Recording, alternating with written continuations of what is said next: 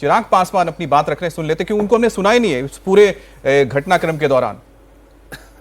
आगे लेकर जाने का काम किया।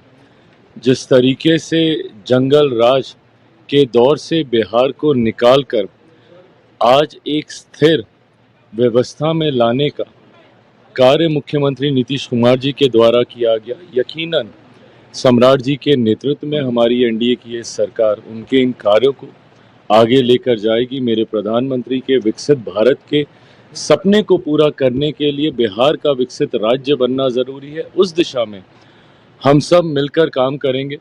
इतना ज़रूर कहूँगा कि मुख्यमंत्री नीतीश कुमार जी की मौजूदगी और उनकी सक्रियता राज्य में ये वो चीज़ है जो हम सब ज़रूर याद करेंगे। केंद्र की राजनीति में अब वो सक्रिय हो रहे हैं, उसके लिए मैं अपनी तरफ से, अपनी पार्टी की तरफ से नीतीश कुमार जी को ढेर सारी बधाई, शुभकामनाएं देता हूं। और जी चिराग पासवान पर भी आप टिप्पणी जरूर करिएगा। वही बात उन्होंने भी कही जो वो विजय चौधरी कह रहे थे। ये एकदम डिफाइंड लाइन है और एकदम तय की हुई लाइन है कि आपको हर व्यक्ति को इसी लाइन पर बोलना है, अभी इसी लाइन पर काम करना है, ताकि कोई मतलब कोई ऐसा मैसेज न चला जाए वहां जिससे जो कोर वोट है नीतीश कुमार का या जो उनका समर्थक वर्ग है उसमें कोई नाराजगी हो या उसमें कोई निराशा हो। इसलिए इन्होंने भी वही लाइन दोहराई कि नीतीश कुमार के ने जो रास्ता दिखाया है और उसी रास्ते पर हम लोग को आगे चलना है, वही काम कर रहे हैं। यही बात विजय चौधरी भी कह रहे थे।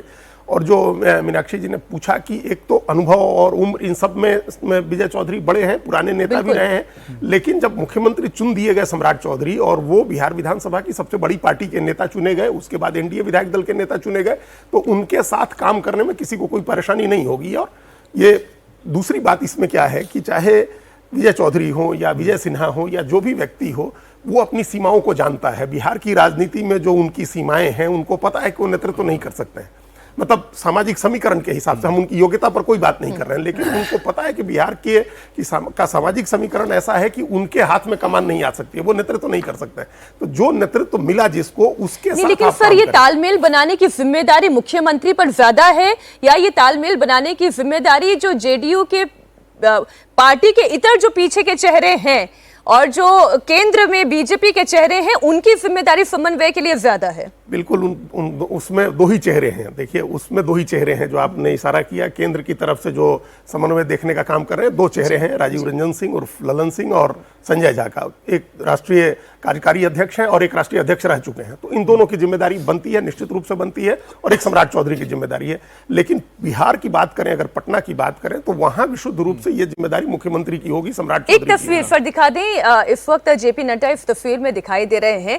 आज का शपथ ग्रहण समारोह बड़ा महत्वपूर्ण होने जा रहा है। हम बार बार ये चर्चा कर रहे हैं कि 46 साल का संघर्ष बीजेपी का रहा है, जब वो ये कोशिश करते रहे कि कब उनका अपना चेहरा, उसके हाथ में कमांड होगी। तो अब सम्राट चौधरी के तौर पर वो कमांड बीजेपी के हाथ में आ गई है और इसके लिए एक लंबा सियासी सफर बीजेपी ने तय किया है, क्योंकि सीटें ज्यादा होने के बावजूद नीतीश कुमार मुख्यमंत्री बने रहे। ये भी बिहार की बड़ी सच्चाई रही।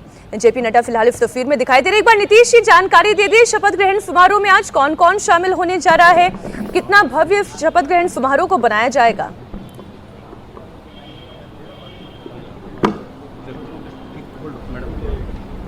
तो ये तस्वीरें आप देख रहे हैं जहां पर आपको बीजेपी के पूर्व अध्यक्ष जेपी नड्डा और साथ ही वर्तमान के अध्यक्ष नितिन नवीन नजर आ रहे हैं। दोनों ही पहुंच चुके हैं। देवेंद्र, मेरा सवाल ये कि प्रधानमंत्री और गृह मंत्री अमित शाह दोनों का ही कार्यक्रम लगा हुआ है बंगाल में, तमिलनाडु में, दोनों ही नहीं है।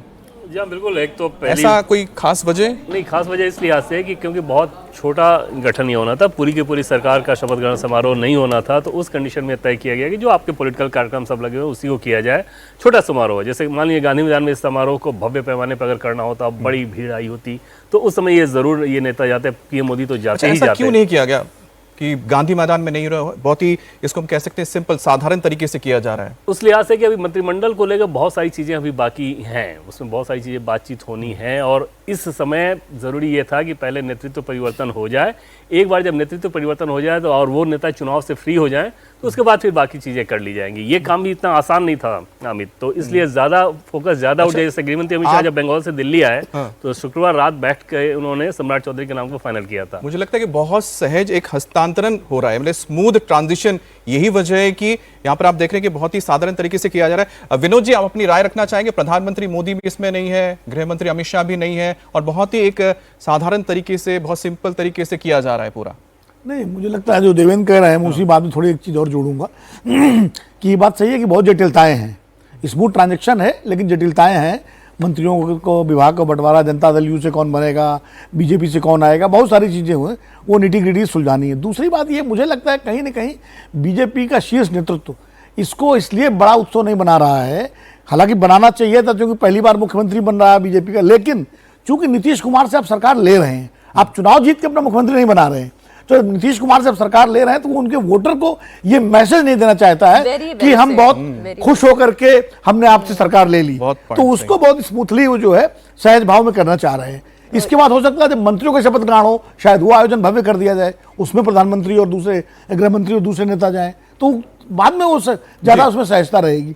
मैं एक बात कहूंगा कि नड्डा जी को श्रेय देना चाहिए, उनके कार्यकाल में ही भारतीय जनता पार्टी विधानसभा में सबसे बड़ी पार्टी बनी। मैं आपको रोकना चाह रहा हूं क्योंकि आपने बहुत ही अच्छा ये पॉइंट बताया मीनाक्षी, इन्होंने कि वजह ये थी कि यहाँ पर आप जो सत्ता आप नीतीश की विदाई भी तो कर रहे हैं, विदाई भी कर रहे हैं। नीतीश की विदाई को उतना भव्य रूप देने से हो सकता है वोटर्स में गलत मैसेजिंग हो जाए कि आप तो उत्साह मना रहे हैं कि आपने अपना मुख्यमंत्री बना दिया है, आप तो इसी ताक में थे